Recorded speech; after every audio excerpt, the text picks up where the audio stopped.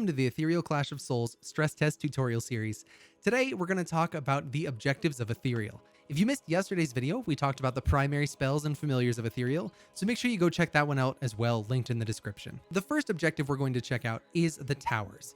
Each lane has 3 towers that you must take before you can get to the Spire, and then after the Spire, you can take the Elder. The towers themselves have an attack that they use every couple seconds, and the range of the towers are shown by the blue outline on screen.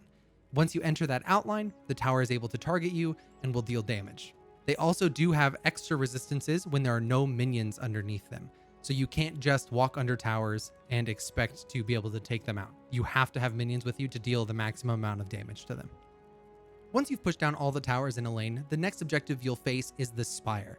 The Spire is a smaller structure, but does an AoE blast instead of a single target damage. Now, the damage from this blast is spread among every target in its radius. So the more targets you have, the less damage each one is going to take.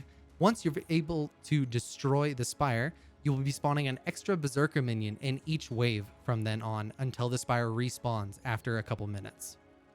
Now, before we talk about the Elder, let's talk about our neutral objectives, the Trolls.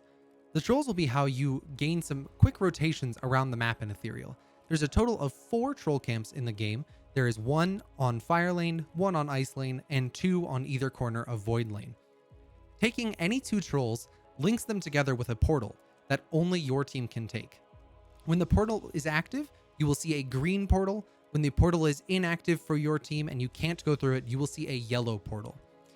When you go through the portal, you'll be instantly transported to the other troll camp that your team has taken. The first 2 trolls are the ones linked together. Any trolls taken post that are going to be linked after one of the first 2 respawn. Another one of our neutral objectives are the Wyverns. We have a Fire Wyvern and an Ice Wyvern on Fire and Ice Lane respectively. Now, the Wyverns are creatures that you can take as a team, or if you're strong enough, you may be able to take them on solo.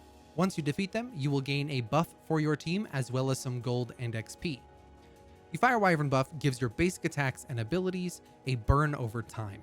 Now, this does increase with every Fire Wyvern that your team takes, up to 3, and whichever team kills the 3rd Fire Wyvern then gains that buff permanently. Now, for the Ice Wyvern, when you kill the Ice Wyvern, your team will get the Ice Wyvern buff. This gives your basic attacks and abilities a slow every time you hit an enemy. Now, this slow also increases with every Ice Wyvern you take, and the 3rd Ice Wyvern is permanent for whichever team is able to take it. Now, the largest neutral objective in Ethereal is a Tropos. When a Tropos is killed, it gives your entire team the Tropos buff, and that buffs up your minions in every respect. Your minions are slightly faster, they do more damage, and they have higher resistances. Now, a Tropos would be an objective that your whole entire team would take in order to push and end the game as quickly as possible. Because of that increased damage with your minions and their resistances, it's much easier to push down lanes, get that final tower, Spire, or maybe even kill the Elder.